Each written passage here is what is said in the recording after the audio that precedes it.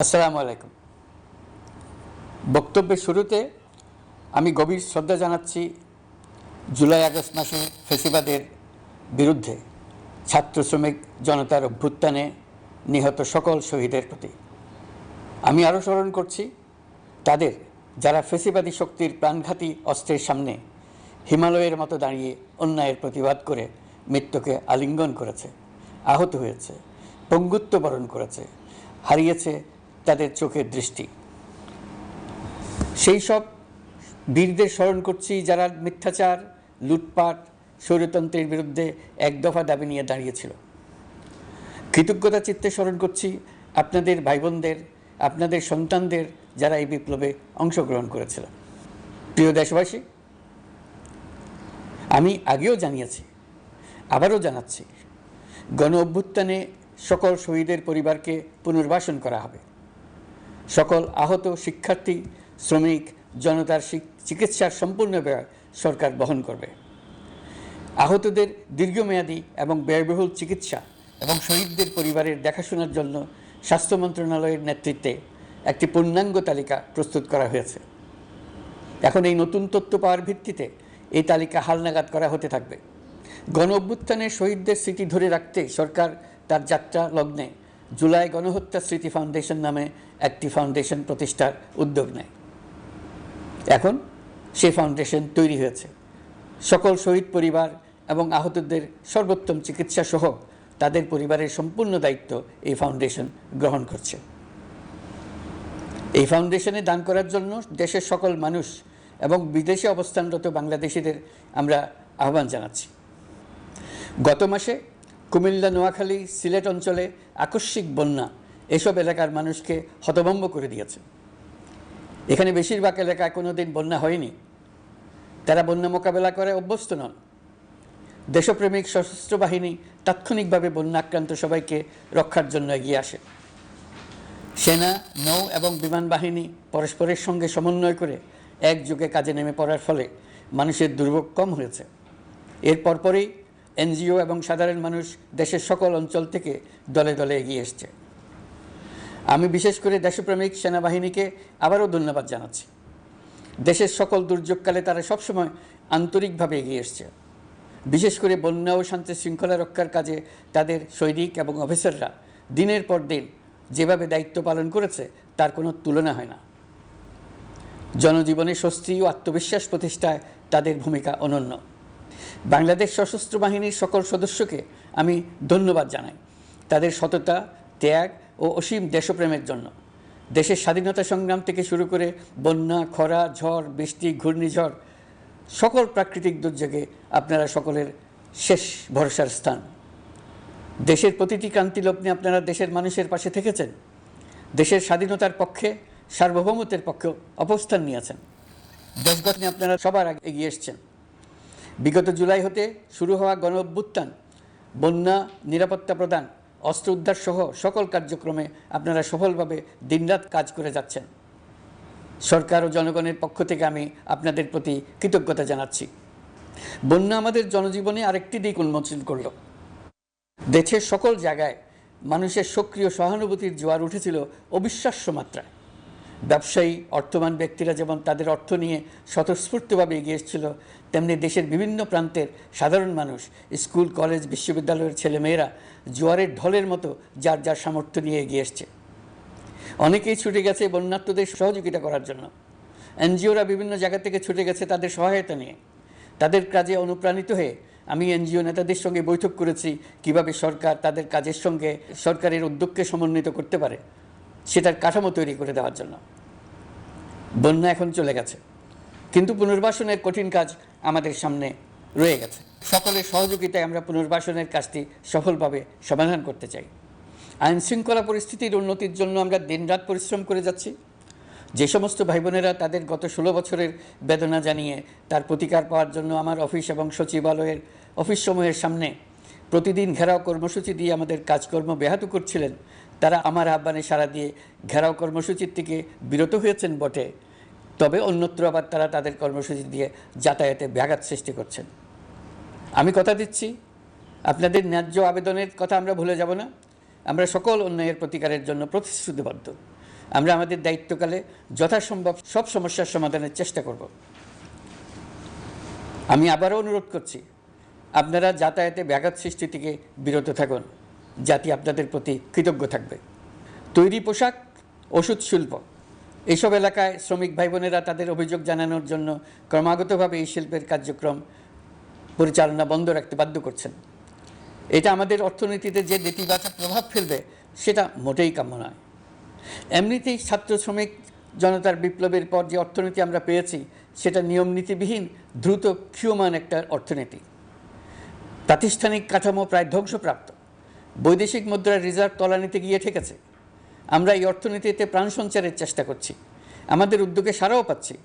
ঠিক এই সময়ে আমাদের শিল্প কারখানাগুলো বন্ধ হয়ে যাক, অকার্যকর হয়ে যাক, এটা আমাদের অর্থনীতিতে বিরাট আঘাত পড়বে। সেটা কিছুতেই আমাদের কাম্য হতে পারে না। শ্রমিক ভাই বোনদের অনেক দুঃখ আছে, কিন্তু সেই দুঃখ প্রকাশ করতে গিয়ে আপনাদের মূল জীবিকা বন্ধ হওয়ার উপক্রম হলে সেটা ঠিক হবে না। দেশের অর্থনীতি ধ্বংসপ্রাপ্ত হলে সেটা ঠিক হবে না। শ্রমিক মালিক উভয়ের পক্ষে আলোচনা করে এসব সমস্যার সমাধান আমরা অবশ্যই বের করব।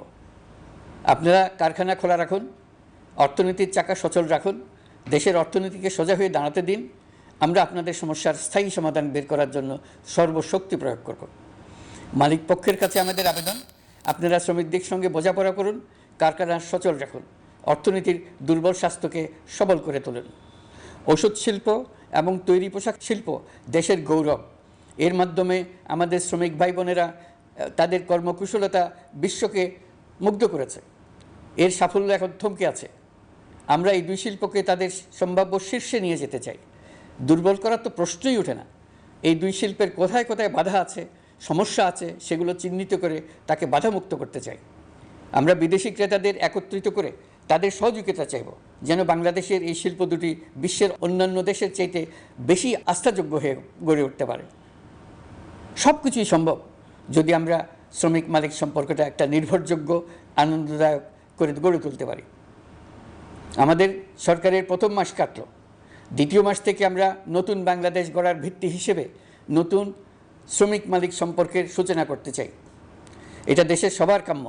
দেশের নতুন প্রজন্ম নির্ভয়ে যেন তাদের ভবিষ্যৎ নিয়ে এগিয়ে যেতে পারে, আমরা সেই লক্ষ্যে কাজ করছি। আমাদের দায়িত্ব অনেক। ন্যায়ভিত্তিক একটা সমাজ গড়ে তোলার জন্য একসাথে অনেকগুলো কাজ আমাদের হাত দিতে হবে। 1 জুলাই থেকে 5 আগস্ট পর্যন্ত ছাত্র জনতার গণ আন্দোলনকে দমন করতে যেসব ফৌজদারি মামলা দায়ের করা হয়েছিল, এর মধ্যে হত্যা মামলা ছাড়া বাকি প্রায় সকল মামলা প্রত্যাহার করা হয়েছে।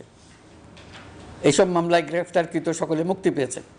দায়িত্ব গ্রহণের শুরুতেই অন্তর্বর্তীকালীন সরকার বিচার বিভাগের বড় সংস্কারের কাজে হাত দিয়েছে। যোগ্যতম ব্যক্তিকে প্রধান বিচারপতি নিয়োগ দেওয়াতে মানুষের মনে নতুন আশার সঞ্চার হয়েছে। আপিল বিভাগের বিচারপতি নিয়োগ, অ্যাটর্নি জেনারেল নিয়োগ এবং অন্যান্য নিয়োগগুলি অতি গুরুত্বপূর্ণ নিয়োগ, যেগুলো সবকটাই সম্পন্ন হয়েছে। সন্ত্রাস দমন আইন ও ডিজিটাল সাইবার নিরাপত্তা আইনে দায়েরকৃত মিথ্যা হয়রানিমূলক মামলাগুলো প্রত্যাহার করা হচ্ছে। সাইবার নিরাপত্তা আইন সহ বাংলাদেশে বিদ্যমান সকল কালো আইনের তালিকা করা হয়েছে। অতি সত্বর এই সকল কালো আইন বাতিল ও প্রযোজ্য ক্ষেত্রে সংশোধন করা হবে। সাংবাদিক সাগর রনি হত্যাকাণ্ড সহ বহুল আলোচিত 5টি হত্যাকাণ্ডের তদন্ত ও বিচার অগ্রাধিকার ভিত্তিতে ও দ্রুততম সময়ে নিষ্পত্তির জন্য সহায়তা প্রদান করা হচ্ছে।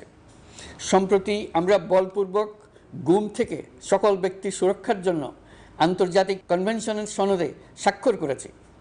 ফলে স্বৈরাচার দ্বারা প্রতিষ্ঠিত গুম সংস্কৃতির সমাপ্তি ঘটানোর জন্য আন্তর্জাতিকভাবে আমরা প্রতিজ্ঞাবদ্ধ হলাম। এছাড়া আমরা ফ্যাসিবাদ শাসনের 15 বছরে গুমের প্রতিটি ঘটনা তদন্ত করার জন্য পৃথক একটা কমিশন গঠন করছি। যেসব পরিবার তাদের নিখোঁজ পিতা, স্বামী, পুত্র এবং ভাইদের পাওয়ার জন্য বছরের পর বছর যন্ত্রণার সাথে অপেক্ষা করছেন, আমরা আপনাদের বেদনায় সমব্যথী। আয়নাঘরগুলো বন্ধ করে দেওয়া হয়েছে এবং সেই সাথে বের হয়ে আসছে ফ্যাসিস্ট হাসিনা সরকারের গুমের শিকার ভাই বোনদের কষ্ট ও যন্ত্রণা গাথা। আমাদের তরুণ প্রজন্মের ভবিষ্যৎ যেন উজ্জ্বল হয়, সেটা নিশ্চিত করতে শিক্ষা ব্যবস্থার দিকে আমাদের পূর্ণ নজর রয়েছে। ইতিমধ্যে প্রথম শ্রেণী থেকে দ্বাদশ শ্রেণী পর্যন্ত বর্তমানের ত্রুটিপূর্ণ শিক্ষাক্রম পরিবর্তন করা হয়েছে। বই সংশোধন ও পরিমার্জনের কাজ শেষ পর্যায়ে আছে। এই সংস্কারের কাজ অব্যাহত থাকবে। বিশ্ববিদ্যালয়সমূহের উচ্চ প্রশাসনিক পদগুলো পূরণ করে শিক্ষা কার্যক্রম স্বাভাবিক করার কাজ দ্রুত গতিতে এগিয়ে চলেছে। বেসরকারি শিক্ষা প্রতিষ্ঠানগুলোর পরিচালনা বোর্ডে দখলদারিত্বের রাজনীতি বন্ধ করার ব্যবস্থাও নেওয়া হয়েছে। আপনারা নিশ্চয় লক্ষ্য করেছেন, আমাদের প্রথম মাসে দেশের প্রায় সকল বিশ্ববিদ্যালয়ের উপাচার্য এবং উপাচার্য মহোদয়গণ পদত্যাগ করেছেন। উচ্চশিক্ষার ক্ষেত্রে এটা বিরাট শূন্যতার সৃষ্টি করেছে। প্রথম মাসে আমরা ক্রমাগতভাবে প্রতিটি বিশ্ববিদ্যালয়ে সবার কাছে গ্রহণযোগ্য এমন উপাচার্য এবং উপাচার্য নিয়োগ দেওয়ার কাজ শুরু করেছে।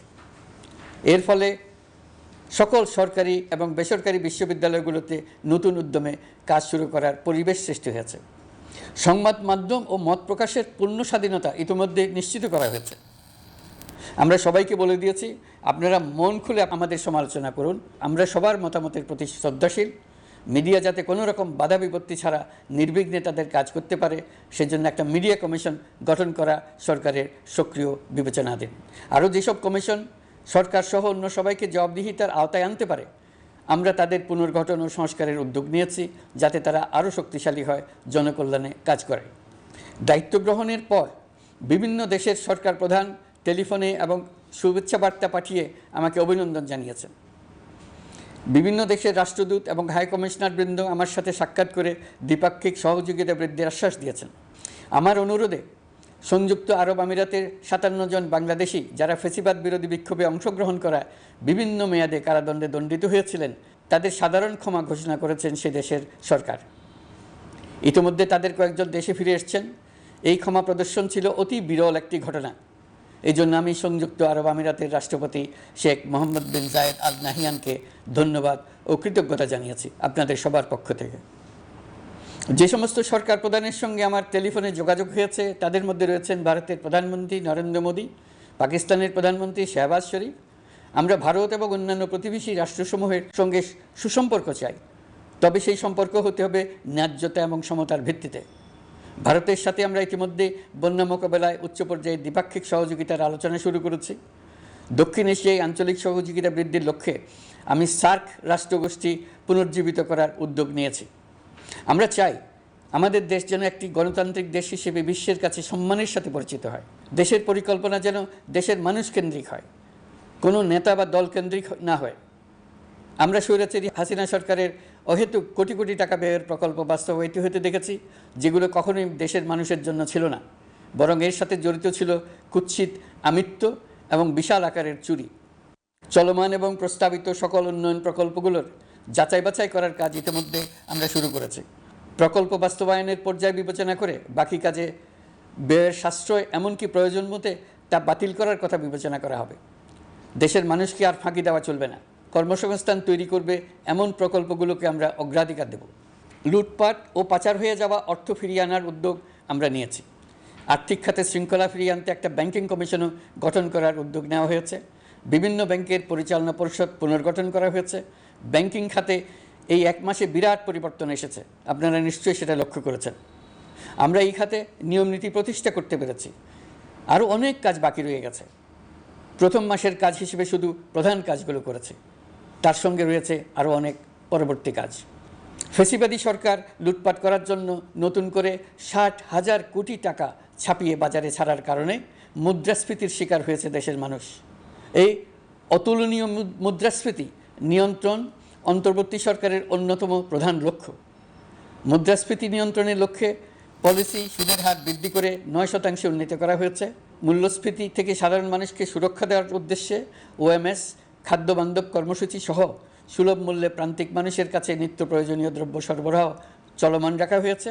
মূল্যস্ফীতি মোকাবেলায় চলতি অর্থ বছরে চাল ও গম আমদানির জন্য 5,800 কোটি টাকা, আভ্যন্তরীণ সংগ্রহের জন্য 8,900 কোটি টাকা এবং খাদ্য ভর্তুকির 3টি প্রোগ্রামের জন্য 7,360 কোটি টাকা বরাদ্দ রাখা হয়েছে।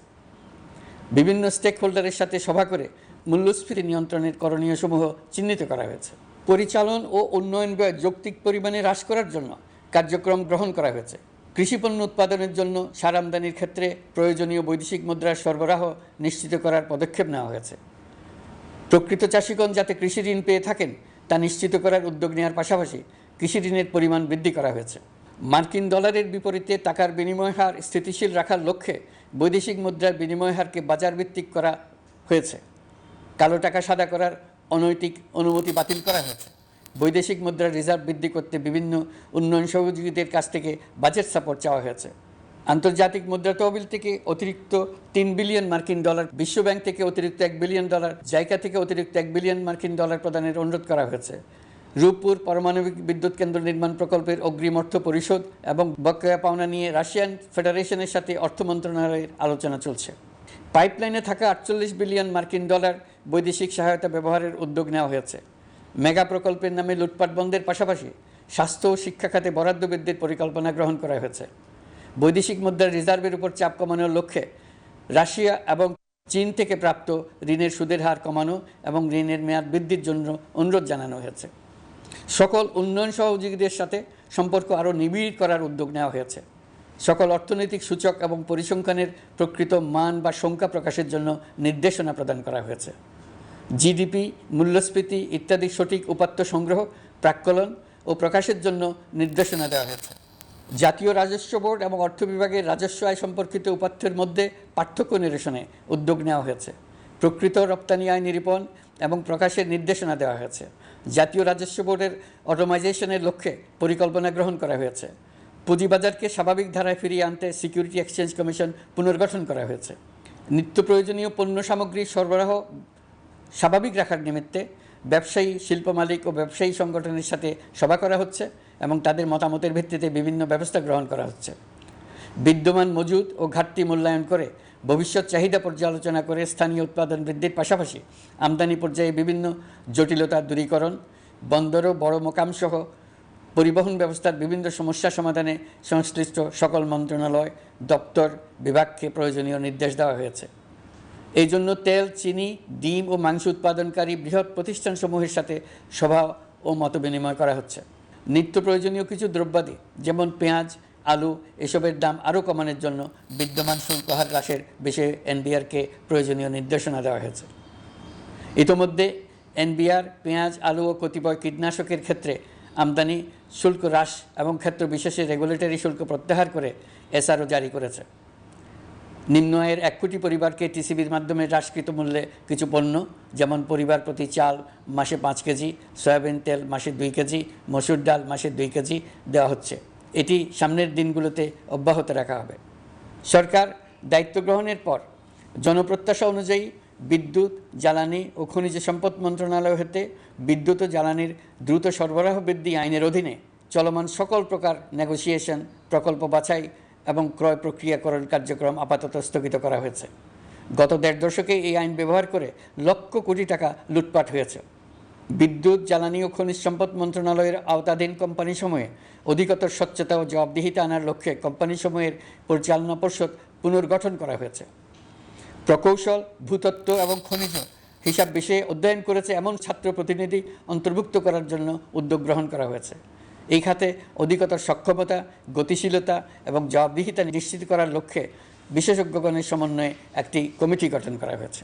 জ্বালানি তেলের মূল্য জনপ্রত্যাশা অনুযায়ী সহনশীল রাখতে অকটেন ও পেট্রোলের দাম 6 টাকা, ডিজেল ও কেরোসিনের দাম 1 টাকা 25 পয়সা কমানো হয়েছে।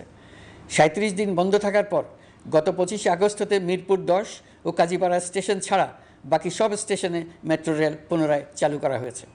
ভুয়া মুক্তিযোদ্ধাদের চিহ্নিত করার লক্ষ্যে বিশেষ করে মুক্তিযুদ্ধের সময় যাদের বয়স 12.5 বছরের কম ছিল তাদের মুক্তিযুদ্ধ তালিকা হতে বাতিলের জন্য সুপ্রিম কোর্টে লিভ টু আপিলের পদক্ষেপ গ্রহণ করা হয়েছে। মুক্তিযোদ্ধা কল্যাণ ট্রাস্টের আওতাধীন বেদখলকৃত স্থাবর সম্পত্তি উদ্ধারে প্রয়োজনীয় ব্যবস্থা গ্রহণ করা হয়েছে।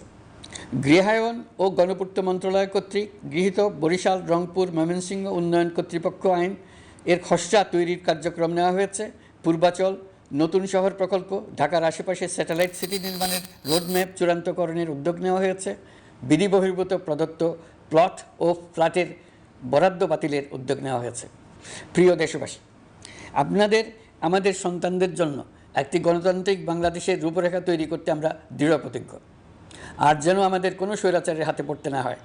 আমরা যাতে বলতে পারি আমরা একটি গণতান্ত্রিক দেশে বসবাস করি, আমরা যাতে সকলেই দাবি করতে পারি যে এই দেশটি আমাদের, আমরা সেই লক্ষ্যেই কাজ করছি। কেউ আইন নিজের হাতে তুলে নেবেন না। আইন নিজের হাতে তুলে নিয়ে কেউ সমাজে বিশৃঙ্খল পরিবেশ সৃষ্টি করলে আমরা তাকে অবশ্যই শাস্তির আওতায় নিয়ে আসব। আমরা একটি সাম্প্রদায়িক সম্প্রীতির দেশ। ধর্মীয় সম্প্রীতি বিনষ্ট হয় এমন কোনো কাজ কেউ কোনোভাবেই করবেন না।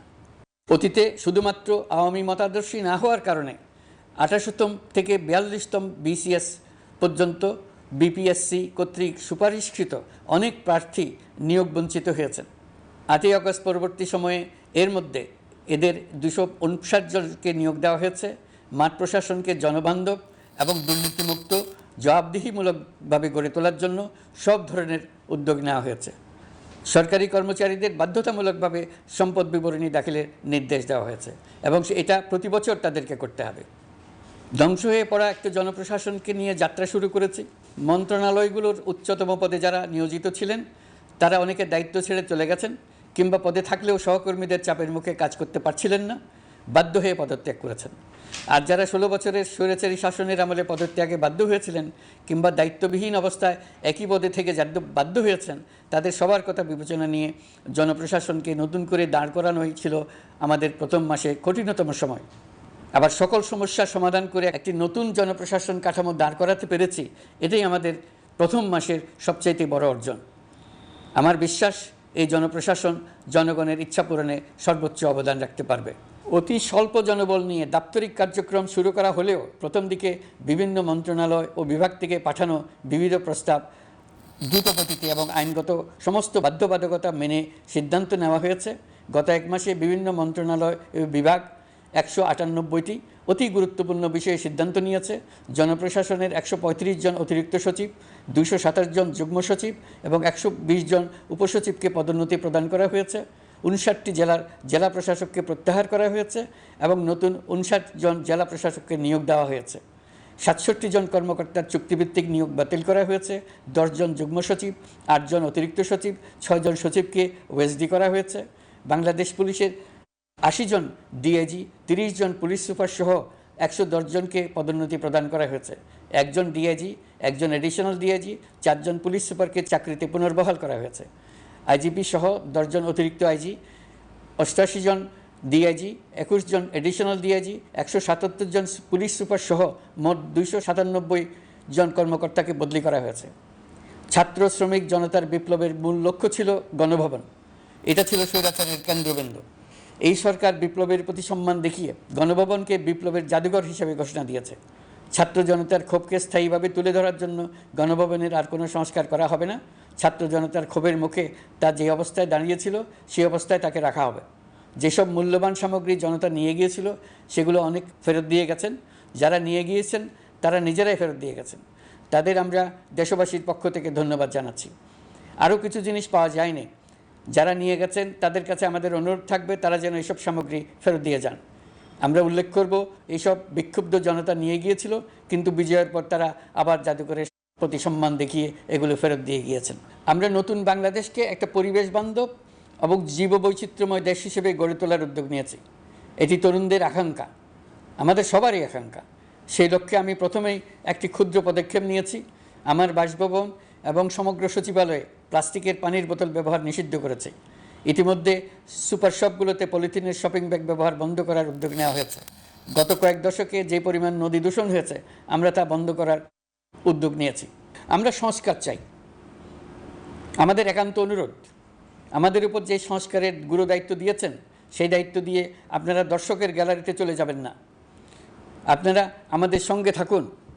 আমরা একসঙ্গে সংস্কার করব, এটা আমাদের সবার দায়িত্ব। আপনারা নিজ নিজ জগতে সংস্কার আনুন। একটা জাতির সংস্কার শুধু সরকারের সংস্কার হলে হয় না। আপনি ব্যবসায়ী হলে আপনার ব্যবসায় সংস্কার আনুন। ব্যবসায়ী গোষ্ঠীরা তাদের নিজ নিজ সমিতির মাধ্যমে সংস্কার আনুন। সমিতিতে সংস্কার আনুন, নতুন করে সমিতি গঠনতন্ত্র সংশোধন করুন। আপনি শ্রমিক হলে আপনার ক্ষেত্রে আপনি সংস্কার করুন। আপনি রাজনৈতিক নেতাকর্মী হলে আপনার ক্ষেত্রে সংস্কার করুন। আপনি প্রতিষ্ঠান প্রধান হলে আপনার প্রতিষ্ঠানে সংস্কার আনুন। আমি এটাকে সুযোগ হিসেবে গ্রহণ করার জন্য সবাইকে আহ্বান জানাচ্ছি। এই সংস্কারের মাধ্যমে আমরা জাতি হিসেবে নতুনভাবে যাত্রা শুরু করতে চাই। আমাদের এই যাত্রা আমাদেরকে পৃথিবীর একটা সম্মানিত জাতি হিসেবে প্রতিষ্ঠিত করুক, এটাই আমাদের সবার কাম্য, এটাই আমাদের সবার লক্ষ্য। গত এক মাসে আমি বেশ কিছু রাজনৈতিক দলের সঙ্গে পৃথকভাবে বসছি, তাদের সঙ্গে মতামত বিনিময় করেছি। তারা আমাদের উৎসাহিত করেছেন, ছাত্র শ্রমিক জনতার বিপ্লবের লক্ষ্যের প্রতি সমর্থন জানিয়েছেন, সংস্কারের কাজে পূর্ণ সহযোগিতা দেওয়ার আশ্বাস দিয়েছেন। আমি দেশের বিশিষ্ট সম্পাদক বৃন্দের সঙ্গে মত বিনিময় করেছি, তারাও সংস্কারের কাজে পূর্ণ সহযোগিতা দেওয়ার আশ্বাস দিয়েছেন। তারা বিভিন্ন বিষয়ে মূল্যবান পরামর্শ দিয়েছেন। সবার পরামর্শ নিয়ে এখন আমাদের অগ্রসর হওয়ার পালা। আমি বিশিষ্ট ব্যবসায়ীদের সঙ্গে বৈঠক করেছি, তাদের কাছে আমাদের সরকারের লক্ষ্যগুলো ব্যাখ্যা করেছি, তারাও আমাদের লক্ষ্যের সঙ্গে একমত প্রকাশ করেছেন। আপনারা জানেন, ছাত্র শ্রমিক জনতার ঐতিহাসিক জুলাই গণঅভ্যুত্থানের মুখে এবং হাজারো মানুষের আত্মদানের বিনিময়ে বাংলাদেশে ফ্যাসিস্ট সরকারের পতন হয়েছে। এই গণঅভ্যুত্থানের বার্তা ও আকাঙ্ক্ষা বাস্তবায়নের জন্য একটি অভূতপূর্ব সময় ও সুযোগ আমরা এর মধ্য দিয়ে অর্জন করেছি। এর বাস্তবায়ন তথা বাংলাদেশের ফ্যাসিজম বা স্বৈরতান্ত্রিক শাসন পুনরাবৃত্তির আশঙ্কা রোধ এবং জনমালিকানা ভিত্তিক কল্যাণমুখী জনস্বার্থে নিবেদিত একটি রাষ্ট্র ব্যবস্থা প্রবর্তনের লক্ষ্যে কিছু জাতীয় ভিত্তিক সংস্কার সম্পন্ন করা জরুরি হয়ে পড়েছে। উক্ত সংস্কার ভাবনার অন্যতম কেন্দ্রবিন্দু হচ্ছে সুষ্ঠু নির্বাচন ব্যবস্থা, সুশাসন প্রতিষ্ঠা করা। আমরা যেহেতু জনগণের ভোটাধিকার ও জনগণের মালিকানায় বিশ্বাস করি, সেহেতু নির্বাচন ব্যবস্থার উন্নয়নে আমাদের সংস্কার ভাবনায় গুরুত্ব পেয়েছে অধিক। আমরা মনে করি নির্বাচনের নামে সংখ্যাগরিষ্ঠতার একাধিপত্য ও দুঃশাসন মানুষের উপর চাপিয়ে দেওয়া বা এর মাধ্যমে এক ব্যক্তি বা এক পরিবার বা কোনো গোষ্ঠীর কাছে সকল ক্ষমতা কক্ষীগত করে রাখার কোনো ক্রমেই গ্রহণযোগ্য নয়। এসব আশঙ্কা রোধ করার জন্য নির্বাচনের সাথে সম্পর্কিত নির্বাচন কমিশন সহ অন্যান্য প্রতিষ্ঠানগুলোর সংস্কারের কথা আমরা ভাবছি। নির্বাচন ব্যবস্থার সাথে সম্পর্কিত প্রতিষ্ঠান হিসেবে পুলিশ প্রশাসন, জনপ্রশাসন, বিচার প্রশাসন, দুর্নীতি দমন কমিশন এই 4টি প্রতিষ্ঠানের সংস্কার করা সুষ্ঠু ও অবাধ নির্বাচনের জন্য অপরিহার্য। এসব প্রতিষ্ঠানের সংস্কার জনমালিকানা ভিত্তিক, জবাবদিহিমূলক এবং কল্যাণমূলক রাষ্ট্র ব্যবস্থা প্রতিষ্ঠায় অবদান রাখবে বলে আমি বিশ্বাস করি। এর পাশাপাশি সমাজের সকল স্তরের মানুষের প্রতিনিধিত্ব ও স্বার্থ নিশ্চিত করার জন্য এবং জুলাই গণঅভ্যুত্থানের বার্তাকে প্রতিফলিত করার জন্য সাংবিধানিক সংস্কারের প্রয়োজন আমরা অনুভব করছি। এসব বিষয়ে সংস্কার করার প্রাথমিক পদক্ষেপ হিসেবে আমরা প্রাথমিকভাবে 6টি কমিশন গঠন করার সিদ্ধান্ত নিয়েছি। এসব কমিশনের কাজ পরিচালনার জন্য বিষয়ভিত্তিক অভিজ্ঞতা বিবেচনা করে 6 জন বিশিষ্ট নাগরিকের নেতৃত্বে এই কমিশনগুলো পরিচালনা করার দায়িত্ব দিয়েছি। এরপর আরও বিভিন্ন বিষয়ে কমিশন গঠন করার প্রক্রিয়া আমরা অব্যাহত রাখব। নির্বাচন ব্যবস্থা সংস্কার কমিশনের প্রধান হিসেবে দায়িত্ব পালন করবেন ডক্টর বদিউল আলম মজুমদার।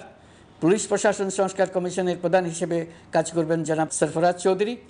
বিচার বিভাগ সংস্কার কমিশনের প্রধান হিসেবে দায়িত্ব পালন করবেন বিচারপতি শাহ আবু নাঈম মমিনুর রহমান। দুর্নীতি দমন সংস্কার কমিশনের প্রধান হিসেবে দায়িত্ব পালন করবেন ডক্টর ইফতেখারুজ্জামান। জনপ্রশাসন সংস্কার কমিশনের প্রধান হিসেবে দায়িত্ব পালন করবেন জনাব আব্দুল মহিদ চৌধুরী। সংবিধান সংস্কার কমিশনের প্রধান হিসেবে দায়িত্ব পালন করবেন ডক্টর শাহদিন মালিক। এসব কমিশনের অন্য সদস্যদের নাম কমিশন প্রধানদের সাথে আলোচনা করে ঠিক করা হবে। কমিশনগুলোর আলোচনা ও পরামর্শ সভায় উপদেষ্টা পরিষদের সদস্য, ছাত্র, শ্রমিক জনতা আন্দোলনের প্রতিনিধি, নাগরিক সমাজ ও রাজনৈতিক দলের প্রতিনিধিরা উপস্থিত থাকবেন।